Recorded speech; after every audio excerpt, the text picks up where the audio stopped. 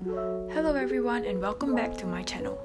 Recently, while packing my bookcase and shelves, I came across some of my old Korean study books and notes which I made during my first 6 months of self-studying Korean. I started off as a beginner knowing only Hangul, and with these notes and material, I managed to achieve a topic level 2 or E-group during the exams last November.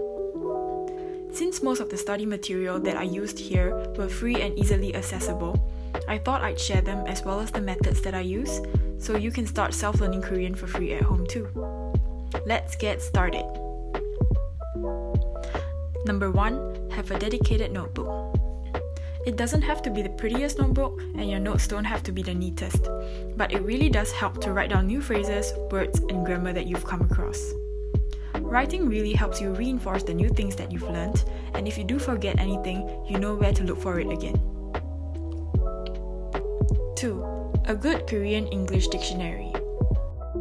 Whether you prefer online dictionaries or actual physical dictionaries, it's more important that you have one.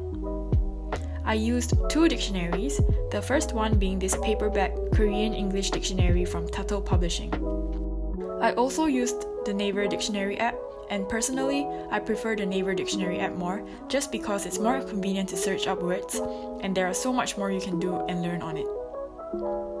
I have a separate video on the Naver Dictionary that covers all you can do on it, so do check it out if you haven't already done so. 3. Reading at least 5 minutes every single day.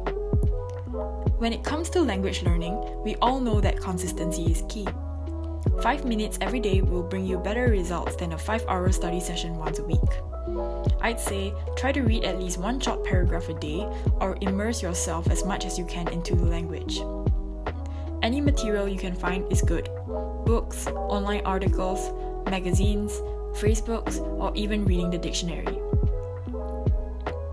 Be sure to write down all the words you don't know and look up the meaning of it. 4. Immerse yourself into the language. As I mentioned in the previous point, it's important to immerse yourself in the language as much as you can. The more immersed you are, the words and sounds of the language will sound less foreign to you. This way, you can better retain everything you've learned. Some of the changes I made to my daily life include purchasing a Korean alphabet keyboard cover and practicing my Korean typing on both computer and mobile. Whenever I have time, I would go onto Fast Fingers and just attempt the Korean typing test. I'm also active on HelloTalk, so I get to chat briefly with locals as well as practice my writing skills by posting there. The people on HelloTalk are really helpful, so I do get a lot of help with grammar and spelling corrections on my posts. 5. Setting realistic goals and a concrete plan to achieving it.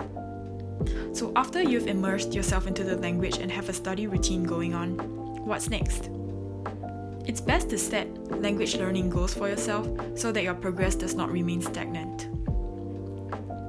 I personally find it very useful to benchmark my progress against the language proficiency test of my target language. After about 2 to 3 months of self-studying, I decided to sign up for the Topic 1 exams, which is the beginner level.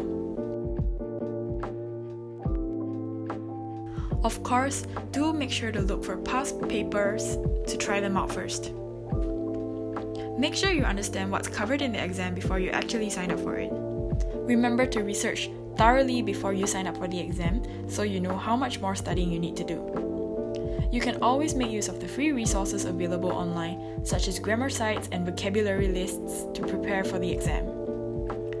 A few sites I used are howtostudykorean.com for their detailed grammar explanation, as well as topicguide.com for their vocabulary lists and for researching about the topic test in general. I also used a couple of other YouTube channels which covered grammar and general topic lessons. Let me know in the comments below if you would like more information on that. And there you have it. These are the methods I use to self-study Korean on my own from home. I hope you find these tips helpful. Granted, everyone has different learning styles, so make sure you choose a study method that suits your style of learning to make the whole process easier for you. That's all for now, and I'll see you in my next video. Happy studying!